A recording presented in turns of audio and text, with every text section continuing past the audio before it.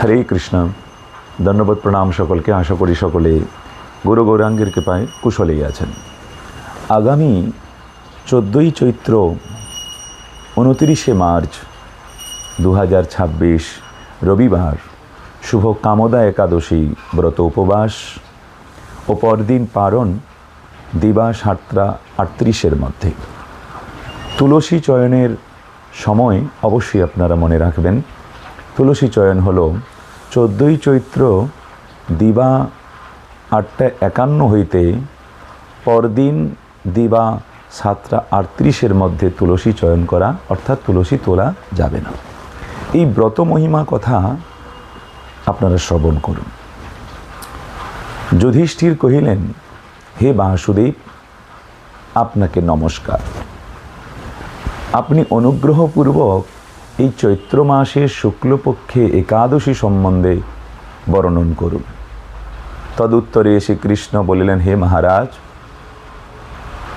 এই একাদশী সম্বন্ধে পূর্বকালে এক বৃহৎ বিস্ময়কর একটি ঘটনা আছে। আমি তোমাকে তাহা বলিতেছি, তুমি শ্রবণ করো।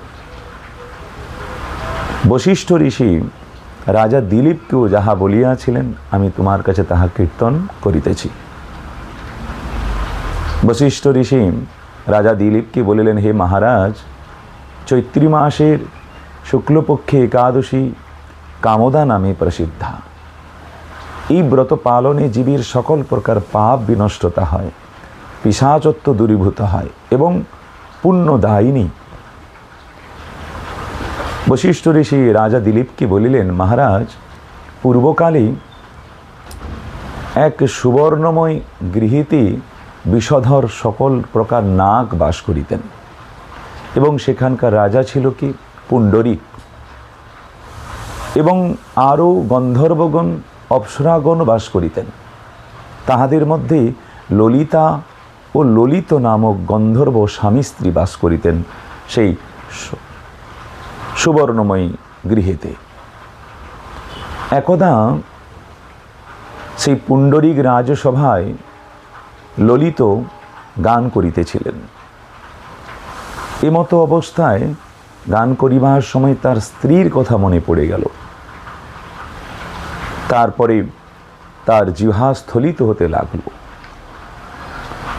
সেই সময় কর্কট নামক এক বিষধর নাগ সেই ললিতকে পুণ্ডরিক রাজার কাছে নিয়ে গেলেন।